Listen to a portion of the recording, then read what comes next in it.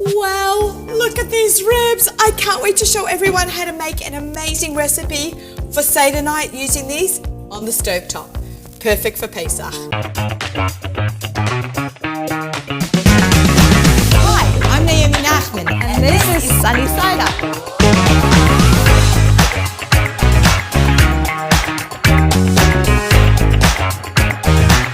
Welcome to another episode for our Pesach series on cooking for Pesach on Sunny Side Up. Today we're going to do something so fantastic.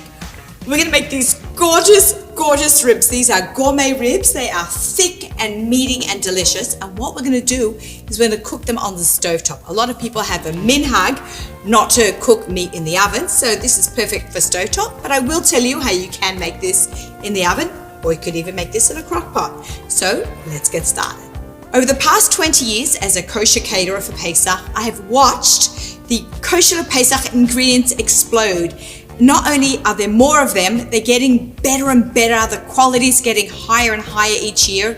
And I'm really excited to put some of these great combinations together for you. So we're going to get started by using some seasonings. So whatever flavor you like, you can put in the base of the ribs. I just have here some salt, pepper, paprika, garlic powder, a little bit of brown sugar. Now we're going to get our pan nice and hot. We're going to add a little bit of neutral oil. And we're going to get that not too hot, don't walk away. But I'm also using a very heavy duty pan here. So we do want it to get nice and hot because we're going to sear. Now, look at these ribs, man. These are gorgeous. And you can use this on a brisket, this recipe, or a chuck roast, something that you want to cook low and slow. Now, this has a gorgeous marbling of meat. I speak about this all the time. Marbling of meat means lots of natural flavors. So we want to also get the spices on all the sides. Okay. This is a really big piece with really little tongs. Okay. So we're going to do that. We're just going to coat it. And once that's hot, we're going to start searing. I've decided to put on a glove. You can use tongs, you can use a glove, whatever you want. Just make sure you get all the sides. Okay, put it here, pick up the next one. And repeat till they're all coated well. That is getting hot, it's starting to smoke, so these can go straight. Do you hear that sizzle?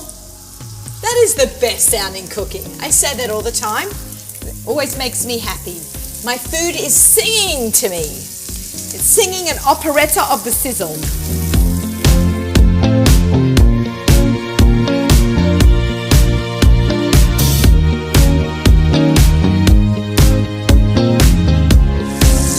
And I'm just pressing the spices down also, sealing it into the meat. Okay, let's go take a look at the meat that's searing. Look at this nice color. That's what I'm looking for. That sear means it's locking in the flavor. We're getting that nice Maillard reaction. And we're going to have extra great flavor. And we're going to do all the sides.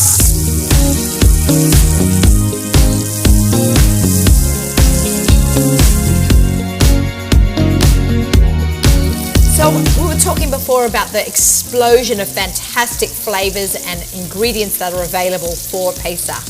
So we have coconut aminos, which replaces the soy sauce, which is a fantastic ingredient for Pesach. It's available for Pesach and all year.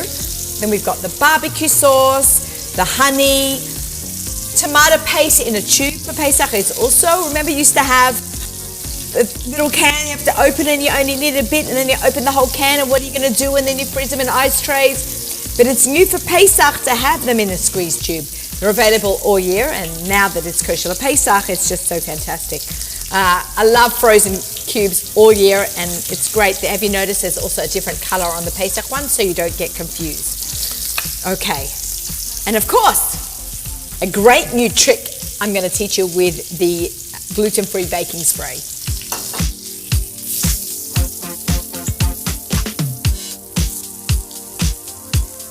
So I've taken out all the meat, I've left that on the side in the same pan, because who wants to get anything else dirty? We're just going to build our sauce in the same pan. So we're going to add in our orange juice. Even the orange juice is sizzling. We're going to add in a tablespoon of the tomato paste, about a tablespoon. I'm going to eyeball that. We're going to add in here our barbecue sauce. We're going to add in a half a cup of barbecue sauce. All right, we're going to do the aminos now. This takes a sec. Ooh, here we go. I don't like to remove the cap just for one thing because then sometimes you forget and then it comes splashing out, so keep that cap on. So that goes in there. Now, a little trick, if you did not know this, if you take baking spray if you need honey, you spray it into these little measuring cup, and then you take your honey, so in this case it's 1/3 of a cup, and it comes out 1, 2, 3, it goes out fast. The whole thing comes out nice and clean, and then you've got all the amount. You don't have to go in there hard, just slips out. Going to give this a little mix. We're going to add in our garlic. Add in as much garlic as you like. Happen to like garlic a lot, so we're just going to give it about 4 cubes. Bit of tap there. And of course, nothing is complete. Some kosher salt. I'm going to bring that to the boil and stir it. These flavors smell fantastic. Now this is a really great sauce. You can actually use this sauce for chicken as well. You can cook paragiot the same way as well. We spoke about the different cuts of meat you can use, but you can use the paragiot, which is the boneless chicken bottoms. All right, our sauces come to the boil. Okay, so I'm putting them all back in. I want to make sure there's enough room. And these are quite large pieces that we have. These pieces probably could feed 2 per person. And here we go. All right, we're going to put this on low. We're going to cover it. And we're going to say, see you in 3 hours. Let's make something else or clean the house or take a nap. But what I do want to say is these freeze amazing. You can make these 2-3 days in advance, pop them in the freezer. And what I like about this cut of meat when you cook something low and slow, you could put it in the oven on low. And I would say like between 180 and 200 degrees when you sit down for Kiddush, the beginning of the seder. And then by the time you get to Shulchan Aruch, they're warmed up, they're soft, melt off the bone. They're all cooked, but they just get even more tasty. So, you know, you want to just throw things in the oven that you don't have to be worrying about the whole time through mugging or what's going on with my food, when do I have to heat it, I want to be ready for Shulchan Aruch. Like, you have all that stress. This you don't have to worry. Just put it in the oven on low and it'll be perfect in time for seder. Okay, let's take a look. It's 3 hours later. They're gorgeous! Look at that, how the meat's pulled back from the bone a little bit.